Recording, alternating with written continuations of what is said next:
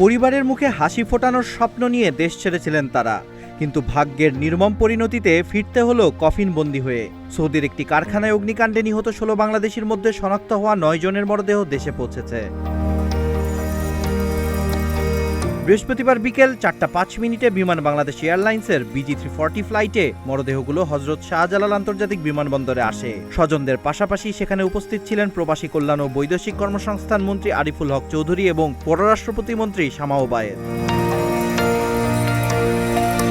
গত ৯ আগস্ট রিয়াদের এক সোফা কারখানায় ভয়াবহ অগ্নিকাণ্ডে ১৬ বাংলাদেশি নিহত হন। আঙুলের ছাপ পরীক্ষার মাধ্যমে ৯ জনের পরিচয় নিশ্চিত হওয়ার পর তাদের মরদেহ দেশে পাঠানো হয়।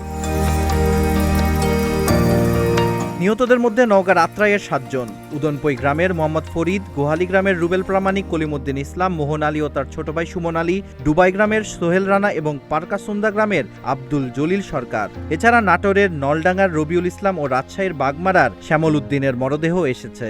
আনুষ্ঠানিকতা শেষে স্বজনেরা মরদেহ নিয়ে নিজ নিজ এলাকায় যাবেন।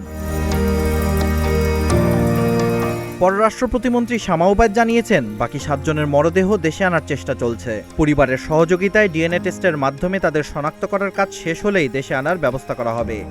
আপনাদেরকে বলে রাখতে চাই যে আরো ৭ জনের ডেড বডি এখনো আনা বাকি আছে।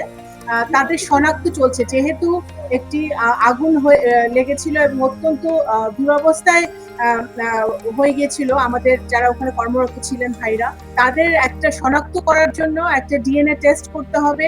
তাদের পরিবারের সাথে যোগাযোগ করা হয়েছে এবং পরিবারের সহযোগিতায় ডিএনএ টেস্টটা সম্পন্ন হলে আমরা কিভাবে তাদের আইডেন্টিফিকেশন করে দেশে ফিরিয়ে আনতে পারি সেই কাজটি কিন্তু আমাদের মিশন করছে। আমাদের সবাই কর্মরত আছে।